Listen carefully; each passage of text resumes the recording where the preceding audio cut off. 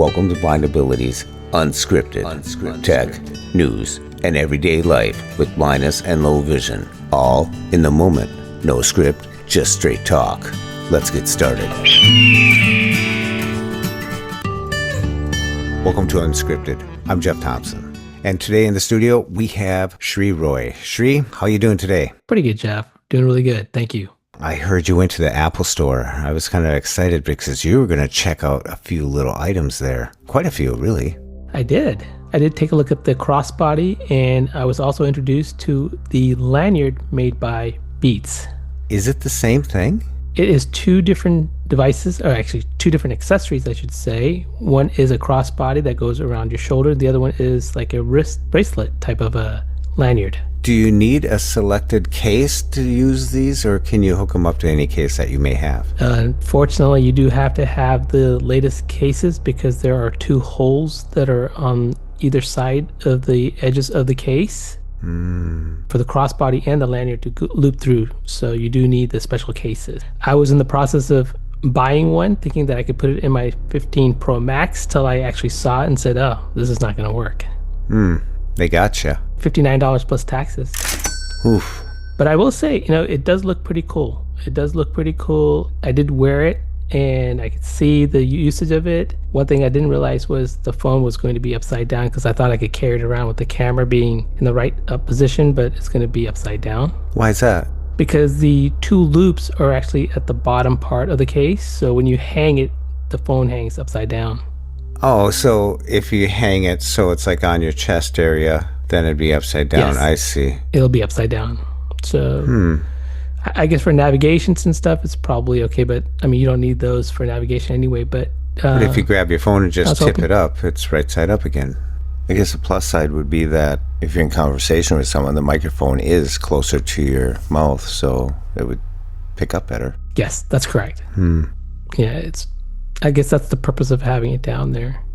I'm just thinking of when you're at the dentist laying back and they set things on your chest while they're working on you.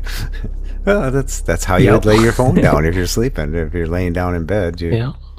Interesting, though. I mean, I didn't catch that at first, but I was looking online, and when I heard you got the Beats lanyard, or you looked at it, I was looking at the other stuff, and then I said selected cases, and I was like, oh, wait a second. So I dug in further. I guess they got a diagram there, how they hook up. Did you check out how it hooks up to the case? I didn't check that part because when they gave it to me, it was already on the case. It was like basically they had a section where they had it already in display. Did they have their new case that they were showing? Yes. How did that feel? It basically felt the same. I think the only thing that was different is the bottom part is open on the regular phones. And I saw the case for the Air, which was extremely thin.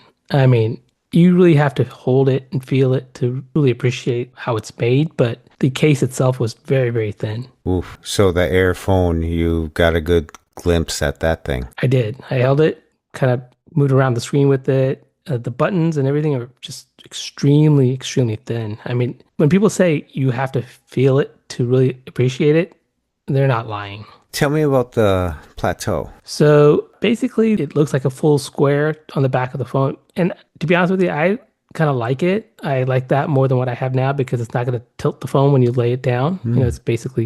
It's out there pretty much covering from one end to the other end, so you get some stability. I didn't think too much of it on the 17 series, but on the Air, I could definitely see the difference. What is your overall thoughts about the Air compared to the 17 or the Pro or the Pro Max? I felt both the Pro Max and the Air. It didn't feel very heavy on me. One of the people said that it's actually heavier than what I currently have. It didn't feel like that to me. It felt comfortable holding it. The Air didn't feel so comfortable for me. I thought it was just way too thin around my hand. But if I was going to get one of those phones, I definitely would get the Pro Series, at least one of the Pro Series. Well, that has the LiDAR and the 3 lenses. That's correct. Yeah, to me, the LiDAR is much more important because there is accessibility features that are built in. And who knows down the road whether that will grow or not, but at least I do have some accessibility features with the LiDAR now. Yeah, people finder, door. I think those features, so it's a magnifier, works pretty good. Yeah, I recently used the point and speak because I didn't know what that button was. So I just pointed at it and it told me what it was. So Really? yeah, it's a pretty cool feature when I was getting my O&M training and there was a button I didn't know what it was. So I just took my camera out and then sure enough, it told me what it was. So occasionally, it does come in handy. So I definitely think it's worthwhile getting a device with the LiDAR versus not having the LiDAR. Your phone of choice would be the Pro. Definitely the Pro. Yeah, I'd probably go with either the Pro or Pro Max. The only thing I might do different now is just get a larger storage because I'm kind of running out of 256. There you go. I like the choices people are having, and I'm thinking that the iPhone Air, since it's so thin, I think it's for, if someone's wearing a suit coat or something, they could tuck it in there real nonchalantly. And like if I put my phone in my shirt pocket, it's not fitting in there. It sticks way up. It's like obese in a sense. I got the 14 Pro Max and then with the case on it, so it's not indiscreet. But I would think that it's a fashion statement in a sense. However, you can't have two phones. If you wanted to go rough it up somewhere, I don't know if you want the Air with the battery life, possibly. They say it's 24 hours, but I don't know. It's one of those things that I don't think the Air's for me. Yeah, I don't think the Air's for a lot of people. From what I'm hearing is, a lot of people are not buying it. So I'm not sure if it's going to fall in the cracks like the other, that phone that's in that middle thing in Apple's world that never really sells well. The Plus. I think this might be that phone, but maybe for them is to figure out, number one, this be durable, and number two, can we then make this into a fold? Yeah, we'll have to see. But those lanyards, how did they work on did you actually wear it? Did you put it on? Did you use the magnets? I did kind of use the magnets to just kind of size it up because I did it both over my shoulder and hanging it down on the side, as well as crossbody, going across the chest. In that aspect, like I said, it's a pretty good way of carrying the phone. I did also try the Beats lanyard also has a stand. So once you lanyard through the case, you can have the phone in a landscape mode and put it in a stand. And then when you're not using it, it tucks away. So it's kind of looks like a little ball bead or something. And then it pulls out as a stand. So that's a pretty cool invention for something that'll just hold your phone if you don't feel like holding it obviously it won't stand by itself. So you do have something that you can put it in your wrist and then when you're not using it. Like a kickstand. Yeah. A very small kickstand. That's a great thing. It's a very tiny little kickstand. But you can only do it on landscape. You can't do it on portrait because the bottom part is open. Like your example is like a truck bed with the latch being open. Oh, yeah. That's interesting. I think some of the stuff that we're talking about, I think you actually have to go to the Apple store and try it out, and they're willing to let you try this stuff out, right? Absolutely. I mean, I didn't even know about it till I got there, and in their display, there was this Beats lanyard. So I would definitely recommend go check it out, and you will be amazingly surprised when you hold that Air how thin it is. It blew my mind because I didn't think it was that thin, and it was that thin. I remember when the first time I found one of those calculators that go right inside your wallet. Yeah. I was like, no way. And yet it worked. Whoa, it's like a credit card. It almost felt like, these metal credit cards that we have nowadays. Mm-hmm. The little bit, the thickness of it is probably, maybe stacked a couple of those. That's how thin it is. Just amazing, huh? Yeah. I do applaud Apple for that. And I think it's like 0.1 smaller than the Samsung, so they're able to tout it as the thinnest phone, as you should say. Skinny's in, I guess. But like you said, it's the least popular right now in pre-orders, so we'll see how long this lasts, or if it was the prelude to the folding phone.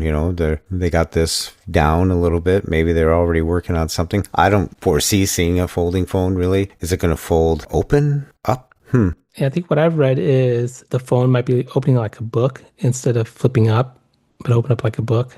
They're not going to do a flip phone. They're going to do a folding phone. I get it. Yeah. Well, turning the page here a little bit, I have a Mac and I have Microsoft Word for Mac. And because I took it from my PC stuff, that you buy the license for the 365. I think before it was called Office 365, but I think they call it something else now.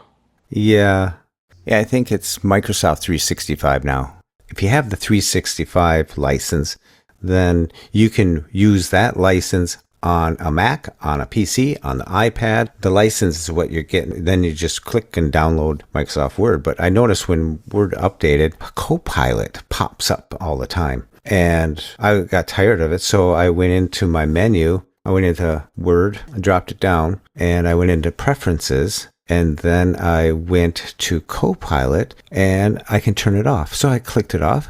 I opened up a Word document. Nothing. It was sweet. Because I don't use it in that form or fashion, CoPilot. I don't use CoPilot hardly at all. I don't think I have. I just didn't want it to have that turned on. If you want to do that, that's all you have to do. Drop down the word menu, go to preferences, go to CoPilot, and click it off. Does the CoPilot, does it kind of barge in when you're typing something and tries to think you might want to write somewhere something different? I don't know. When I open it up, it used to start reading what it's saying, but I didn't interact with it. So to me, it was annoying because typically when I'm going to go write something down, I know what I'm going to write. I don't need to explain to AI what my thoughts process is going to be, all that stuff. I just want to write. And I'm sure there was a key command or something that you could do, maybe a shortcut, and have it rewrite it for you right in there. Sure. I don't know.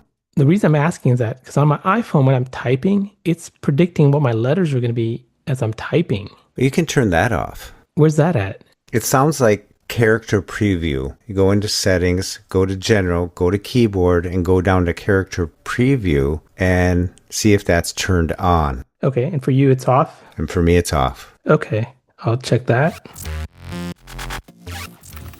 As I'm typing now, I do not hear it. So I think that might be the answer to my problem. Oh, good. Yeah, I didn't know that answer, so I'm glad we worked that out. Thanks to editing and everything like that.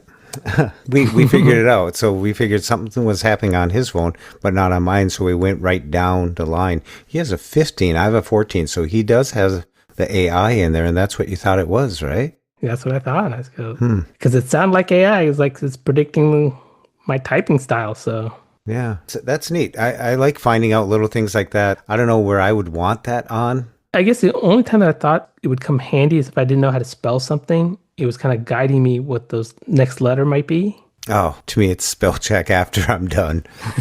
For simple things, it would do it too. That was driving me nuts because like I would type like an FOR, it'll say F, O, O, and it's, oh no, it's R. And it's like, oh, so you get the double. Yeah, it just breaks your stride. Yeah, but it's very soft when it says it. So it's like I hear it, but it's not loud, but it's just enough that it becomes annoying when you're constantly typing. We were talking about the Apple phones and you were at the Apple store. I decided to check to see how the availability was right now. So I just looked up the Apple 17, the regular one. And I punched in all the stuff, and you got to keep on punching in like you're actually going to buy it. And it would be delivered today in 2 hours for $9, or I could pick it up at the store. So they must have really been, their marketing knowing to meet the demand. I bet you those things are just flying off the shelves, but they're still available. That's amazing to me. I think if someone is going out to buy a phone right now, I would say that's probably the best phone to get. Yeah, but the more you talk about some of the accessibility stuff that is built into these phones, I mean, I bought the iPhone 12 because of LiDAR. I thought that was the latest and greatest. And some of these apps for location and everything were supposed to be using them, the cameras and 3 lenses. So with the 17, you get 2 lenses. With the 17, you don't get LiDAR. I believe you don't get LiDAR. With the Air, you don't get it. So that kind of eliminates that opportunity. If you want to use some of these features that we find that are helping accessibility to bring you that step further and what's coming in the future. So I guess even though the price is nice for the 17, I guess I got to step it up a notch from $799 to $999, right? Yeah. I would say if I've never had a phone without a LiDAR and I've never used it, I probably would have never went and got the Pros. But since I did use it, it's very hard for me to go backwards. Mm-hmm. Yeah, even though to this day, I don't know how much I'm using LiDAR, but I think if it got stripped out of my phone, I would go, oh, wait, that's what that was for. Yeah. I think I said the same thing when somebody else asked me, how often do you use a LiDAR? And I said, very rarely. But when I needed it, I had it. Mm-hmm. One time, my wife and I went shopping to Costco, and she went to go pick something else, and I was in the line, and I had no idea if somebody's moving ahead of me or not. So I pulled out my phone, got people detection, and I knew exactly how far somebody was in front of me. So it's one of those things that it's good to have, even though you don't use it all the time, but when you need it, it's there. Well, if you're going to get a phone and use it for 2 to 3 years, maybe 4, it's nice to load it up with some of the features that may be in development right now, or some of the components that are in there, like the LiDAR or the 3 lenses for the cameras. I mean, you go to the Air, you have 1 lens. You go to the 17, let's call it the regular, you have 2. And then the Pro and the Max, you have 3. But they all have that center stage. The 17 does too. Yeah. I think right now for people who just generally use their phone, I think the 17 is just fine. I would agree too. I always ask when people ask me what phone should I get. First thing I always ask is, what's your budget? Mm-hmm. Because that's going to determine a lot of it. So, but from a functionality perspective, I think if you don't need the LiDAR, the 17 is a good buy. Yeah. Well, we got an email in, and the email just basically says, what kind of equipment are you using? And they were referring to podcasting stuff. And I thought, this is kind of a general question. What kind of equipment? And I would never suggest to anybody what to exactly get, because it all depends on the area that you're recording in. Are you recording in conventions all the time, where you got lots of noise? That's a whole nother ballgame. Are you traveling a lot, where you're going from hotel to hotel and you want to record in hotels? That's another game. I've done it all, and there's different factors you have to be thinking about. But I think generally when someone's podcasting, they're podcasting from a bedroom or from an office room, somewhere where there's four walls, a desk, and your microphone, and a computer. And now how do you get your microphone into the computer? Either use USB, USB-C, or you're going to use a XLR cable into an interface. And what that does is sends a signal there, processes it, changes it to digital, and sends it into the computer. So there's lots of different things you could do. Now, what kind of microphone? There's two different types. There's a condenser, and then there's dynamic. With a condenser microphone, it picks up a lot of sound. So that's where your room is important. If you clap your hands in your room and you can hear like in a bathroom, it sustains for a couple seconds. But if you're in a room where there's a lot of carpet, a bedspread, big shades, stuff on the wall, especially material, fabric type of stuff, the sound is deadened. That's why when you go into a theater, all those chairs, all the people's clothing, all the carpet, all the walls are absorbent, and they're usually not flat. They're usually like jagged. It's like 2x4s every 4 inches, but they're coated with a material, and then they're tall ceilings, and up there they got some fabric up there too to absorb the sound so you don't get the bounce, the ricochet. But if you have a dynamic microphone, they point straight at you, and that's the proximity where you want to be. You want to locate yourself right in front of that. That way, if you have a refrigerator, or if you have a fan or something going, or even your furnace running, forced air type of furnace, it won't pick that up as much because it's focused like a funnel right towards your mouth. And that's how you control that. So it's all proximity. So if you're in a situation where you're just using a bedroom, you don't have all the luxuries of having audio deadening sound, I would suggest getting a dynamic microphone from Shure 58 all the way up to a Shure SM7B microphone. So that there you're talking $100 all the way up to $400. But you're building it for the room you're in. If you have a room where you do have the luxury of having the acoustics controlled somewhat, then you can move up to a higher and microphone where you get into the condenser microphones. I mentioned interfaces. There's a lot of different interfaces. I know Sree uses something different than mine. Mine's a solid state logic. It's a 2-channel. I hook up 2 microphones to it, and it's convenient for me. I used to use a mixer setup, quite a few different mixer setups, and it just got to the point where the converters, all this stuff that goes into these and the computers, it's just so much cleaner. The real estate, everything like that, it just works so good. So right now I'm talking into a condenser microphone. If I flick I'll bring this down from the sky.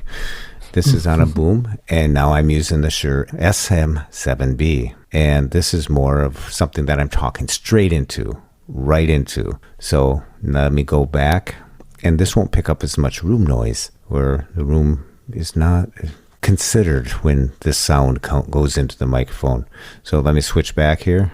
Now I moved over to the Shure KSM27. This is a vintage Shure microphone. The KSM32 has replaced it, and you can do different settings on it, but once you get set up, I just don't do much to it. And I would say using a boom arm gives you the best opportunity to avoid noises from your desk, your external hard drives from vibrating. And the other important thing that I would say is cable management. None of my cables touch another cable, if that makes sense, because if you have a power cord and your microphone cord is laying on top of it, there's something called interference and frequencies. All this stuff matters. If your cable is laying down across your hard drive, your external hard drive, and vibrating, or if your external hard drive is against your desk and the plastic is touching the wood and your base of your microphone stand is touching that, it can all lead to some external noises that in your recording you'll have to deal with later. So your best bet is to get the best sound you can when you got a chance to do it. And I think the hidden gem in all this is knowing your room, knowing the sound that is there before you even start recording, and then deciding what kind of microphone is best for you. And then the next thing would be cable management. So you got a clean sound. You don't want to crisscross the cables. And my thing about audio interface is it's simple. It's not too complicated. And Sree, you have the Pro, don't you? I have the Zoom P4 mixer. P4, that's it. How do you like that one? I like it for one reason. It's the fact that I connect my iPhone directly to it. So when I'm doing some recording for presentations on the iPhone, I can easily record everything through it. And that's one of the reasons I kept this one, is just that, for that aspect. Mm-hmm. And the real estate, mine, 8 inches by 6 inches by 3 inches, something like that. Yeah, mine's probably about 4 iPhones stacked together. Yeah. I think this one's more like a portable one, I think. Mm-hmm. Because, it does come with batteries too. That's the thing. Real estate is really important. Like, I keep my phone 2.5 feet, 3 feet to my left, because the phone attracts attention. Even though you have it on Do Not Disturb, it'll still say, while on Do Not Disturb, this happened. And that is interference. And microphones have coils in them, and you're boosting them with 48 hertz power. And when you bring that phone right next to a microphone, you'll get this staticky sound. So I keep mine over there. I pointed. But I keep it on the other side. Everything's on my right. My booms, my mic stands, my microphones, everything. In front of me is my computer. I have a 27-inch iMac. I have that tilted at an angle, so when I'm talking, it doesn't reflect right back at my microphone or at me. It ricochets around, and I'm in closer to the corner than I am. I'm probably sitting in the almost just off center of the wall. If it's a 12-foot wall, I'm sitting at about probably 8 feet. And then in the corner, I do have some acoustic material wrapping in this corner, but it's about the same height as my computer and wraps around, so that sound that goes into the corner doesn't just ricochet around. And the bedspread, the drapes are pulled tight. Yeah, so I control a little bit of the sound, and that's in the room, and that's about how I do it. Now, there's a lot more other factors of, once you're in your computer, there's other software packages you can use to record what you're doing, and everyone has that, but that's a whole nother question. But the equipment I use, the hardware that I use, that's it right there. And Sree, your microphone? I am using a blue, and I have no idea what the style is, but it's it looks like a letter I, is the way I can describe it. Is it the Blue Sparks? Yes, maybe that's what it is. Sparks. It's just a fully XLR mic. Yeah, it's a condenser, because that circle up on top, you said the dotted I, the circle up on top is the diaphragm, and you talk into that. The main thing about when you get a microphone is trying to figure out how to best have it in a position where you're consistent. Like, if I move off to the side like this, or if I go over here, then that sounds different. Or if I get right on my microphone, you can really hear a difference there. You want to find out where you want your microphone and how it matters. A condenser is a little more forgiving, but when you switch over to the SM7B or something that's directional like that, then it's important that you maintain the proximity of where it best picks up your sound. Is there a rule of thumb of that distance, or does it vary? I used to say that a fist is the greatest distance if you're using a dynamic microphone. If you form a fist and put your pinky on the microphone and then your thumb on where your lips are. Is it a closed fist? Yeah, a closed fist. That forms about 4 inches, 4.5 inches. Whatever you decide on, consistency is better. Mm-hmm. I'm probably 5 inches right now. So I'm going to move my windscreen. That's another thing, is have a windscreen. And that will take your P's and T's from popping. Peter Piper picked a you probably heard that stuff before. Yep. And then your T's will So by eliminate those breaths, and when you're talking into an iPhone as a microphone or recording something, I always tell people, hold it at 11 o'clock or 1 o'clock from your mouth. As you're talking, let the wind go by the microphone, not onto the microphone. So you're always off-centered. So if I have a microphone that picks up a lot of the P's and T's and pops a little bit, then I'll cock my head or turn the microphone away from me that little bit. Instead of directly on like 12 o'clock, I turn it to 11 o'clock. So now my P's and T's are bypassing that area, but my voice is in the same area. So when I come up close to my microphone like this, you might hear it muddy up a little bit or get really thick. Yeah. And that's the proximity. So you want to find that comfortable distance and not change it too much, but you can use it for effect, like the whole world, That's knowing your microphone like anybody else does. Anything you do enough times and learn from it, you'll get better and better at it. Well, I think that wraps it up for Unscripted. We were really unscripted today. I didn't even send you an outline. That's we just winged Sometimes it. those are the best.